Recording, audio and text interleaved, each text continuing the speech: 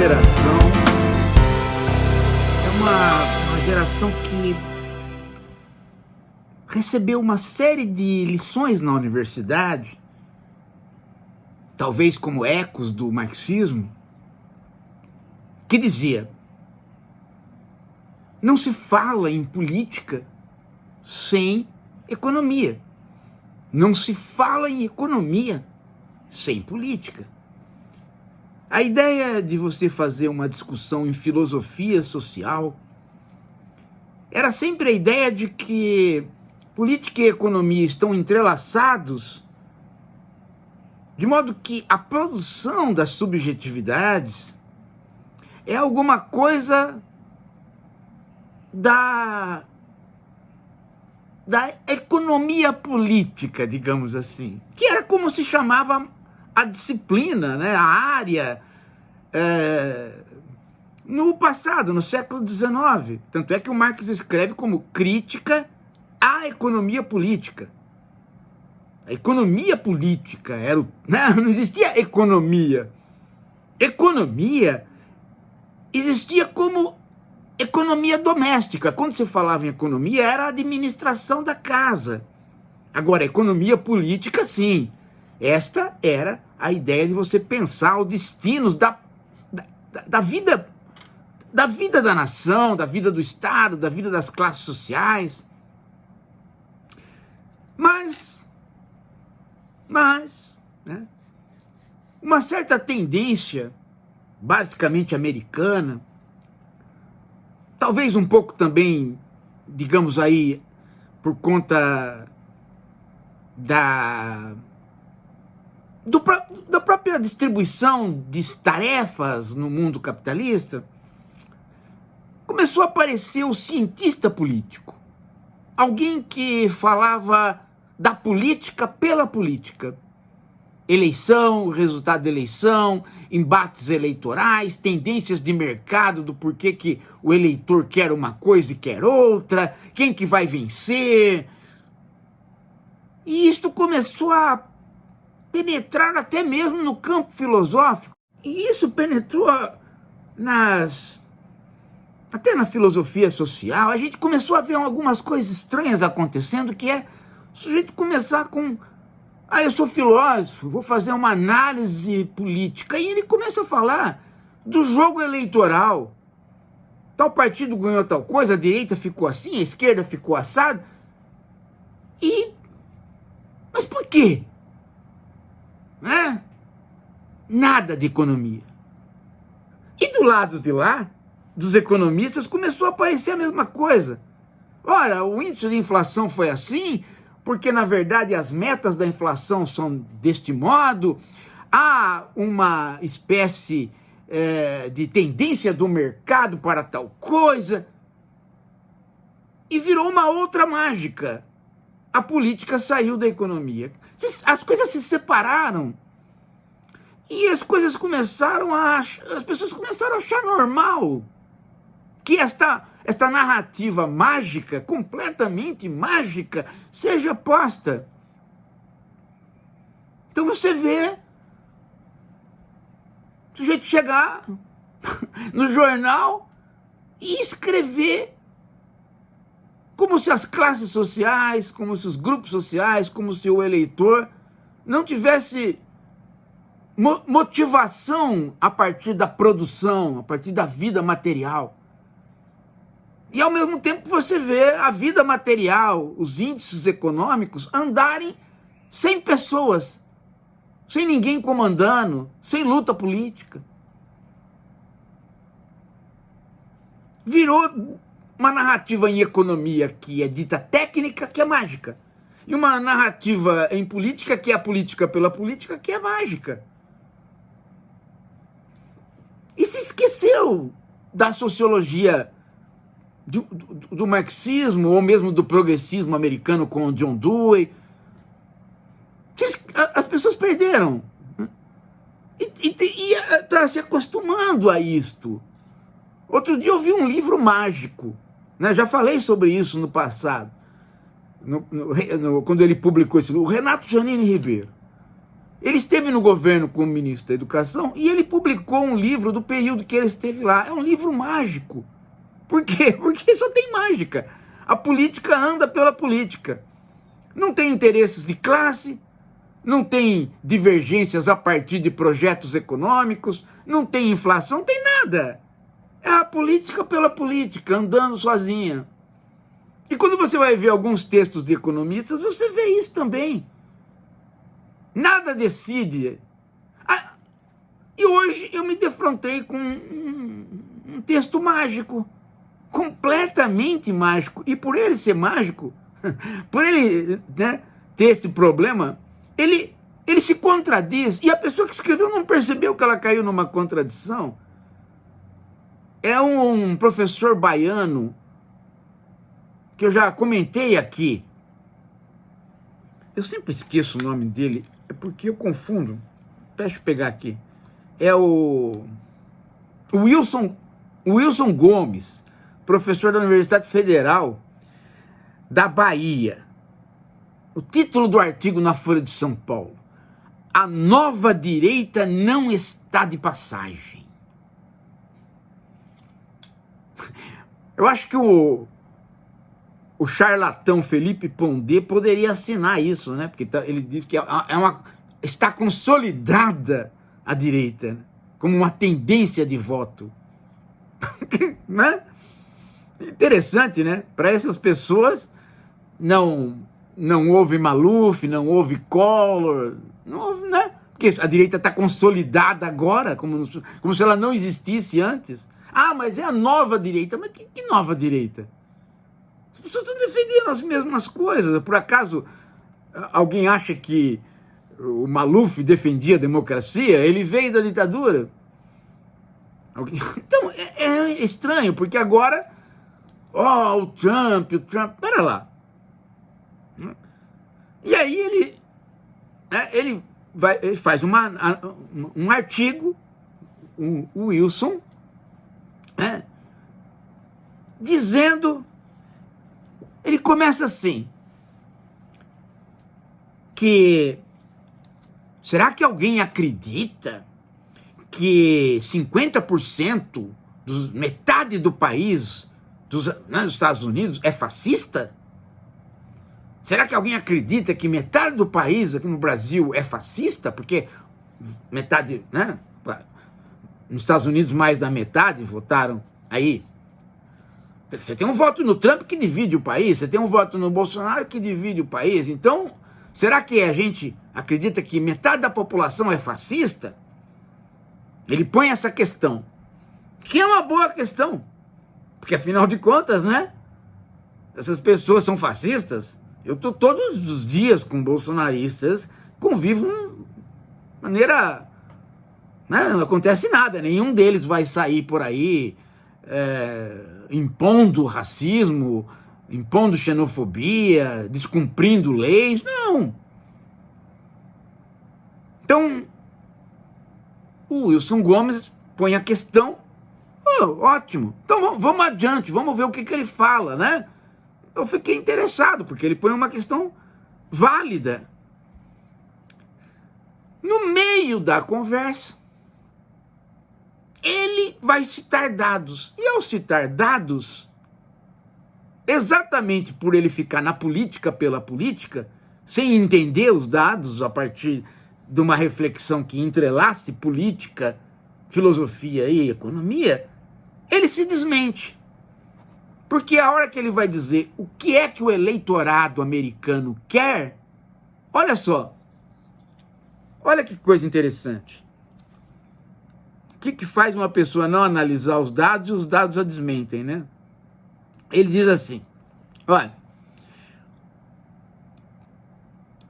os eleitores de Trump estavam preocupados com, a partir de pesquisas, 90% deles, imigração. 80%, economia. 57%, política externa. 18% mencionaram a democracia. Então ele diz que há pouco interesse pela democracia nos eleitores do Trump.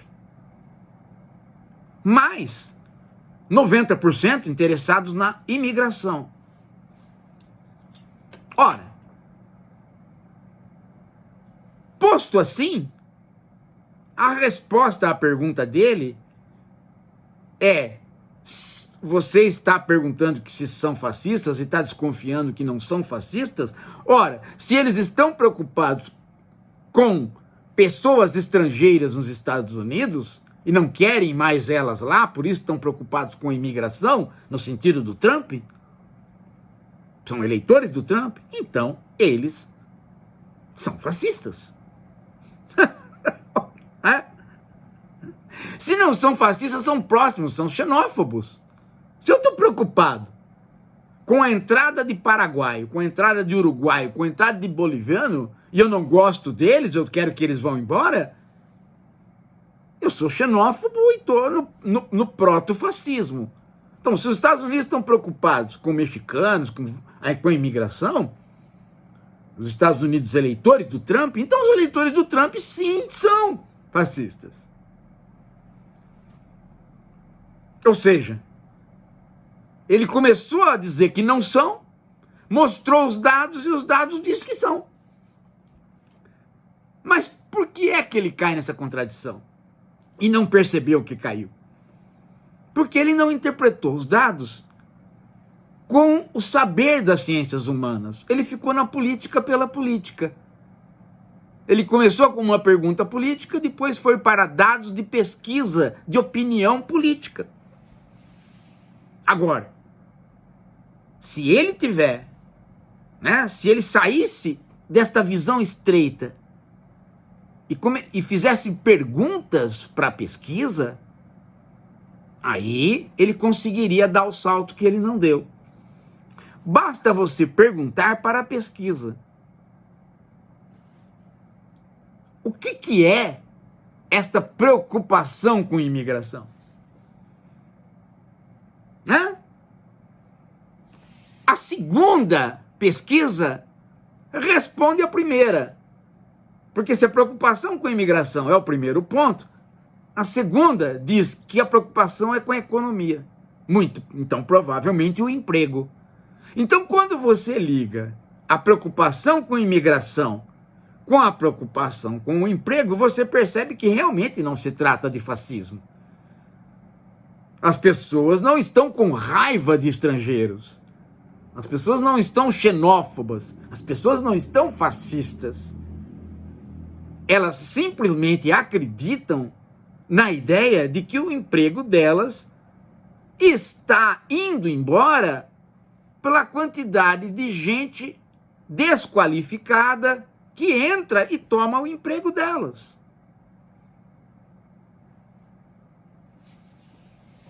Eis a resposta. Mas para isso, ele precisaria ter feito a pergunta para além da política, para a economia. Até porque o item 2 da pesquisa é economia. 90% preocupados com a imigração, 90% com a economia. Então é o emprego. Então não há nada contra mexicanos, não há nada contra estrangeiros nenhum, português, nada. Apenas uma questão de visão de que a economia para o nosso lado vai mal. A outra questão, então, era perguntar: quem é o nosso lado? Quem é o eleitor do Trump? E aí, de novo, tem que integrar. Tem que entender da história, da filosofia, da economia, tem que fazer uma integração de saberes e localizar em que grupo social estão os eleitores do Trump. E vocês vão ver, que eles estão na classe trabalhadora americana. Qual classe?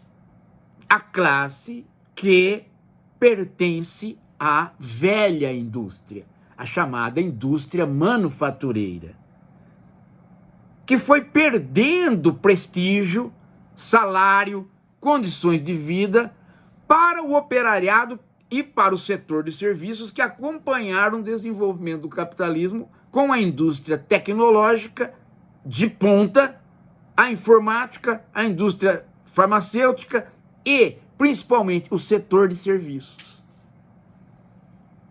Então você tem que ter o desenvolvimento social e econômico da América para entender que a preocupação com economia e com imigração não é fascismo. Não há absolutamente nenhum ódio desenvolvido. Por isso que os supremacistas americanos são grupos pequenos.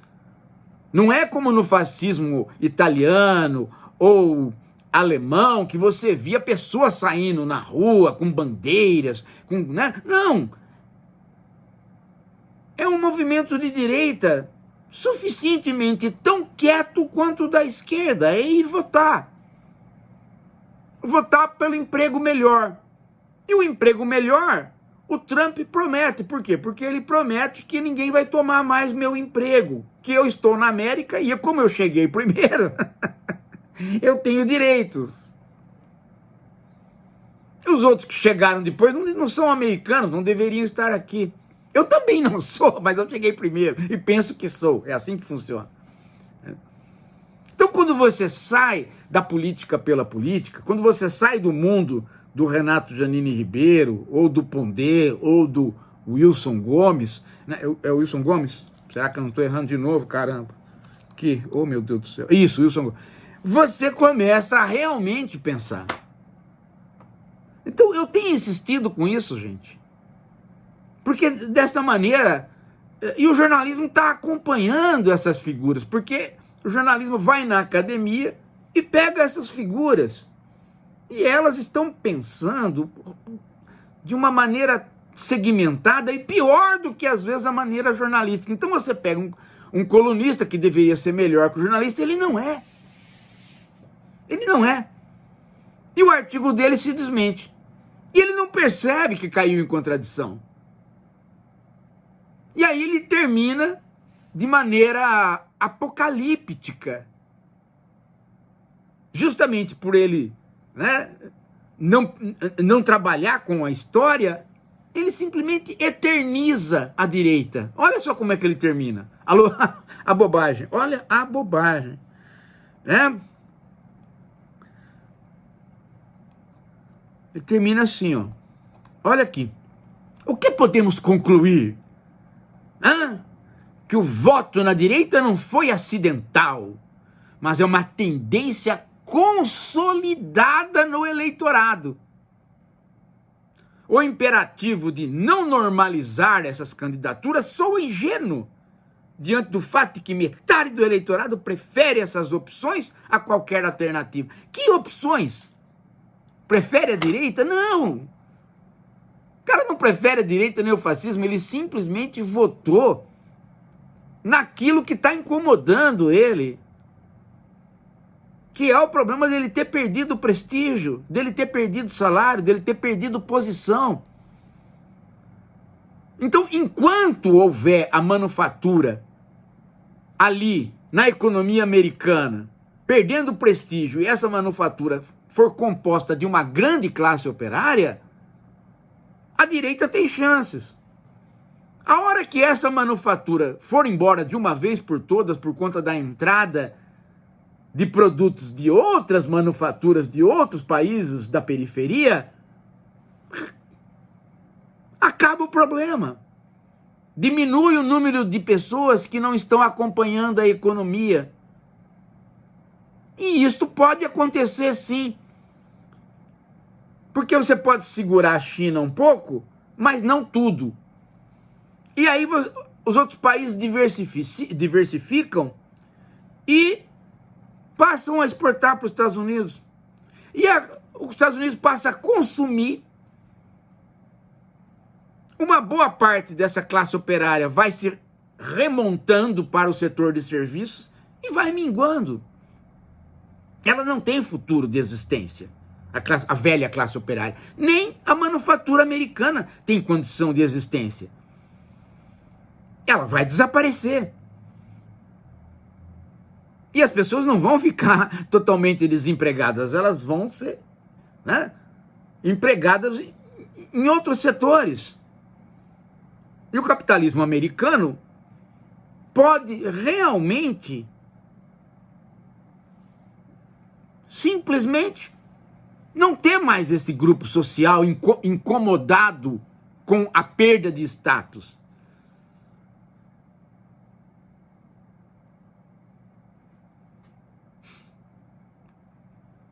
Ora, bolas. Portanto, a causa pela qual a direita está tendo votos não é eterna. Ela é passageira pelo próprio capitalismo. Você pode dizer, mas né, isso não garante nada. Não, não garante. Mas garante uma coisa. Garante a gente entender que ele falar que este voto está consolidado e que a direita veio para ficar é a maior bobagem que você pode falar. Primeiro, porque não se fala isso em história, né, que alguma coisa está consolidada. E segundo, porque as causas que produziram o voto da direita não estão consolidadas. Pelo contrário, nós estamos num período exatamente de alta transição, altíssima transição.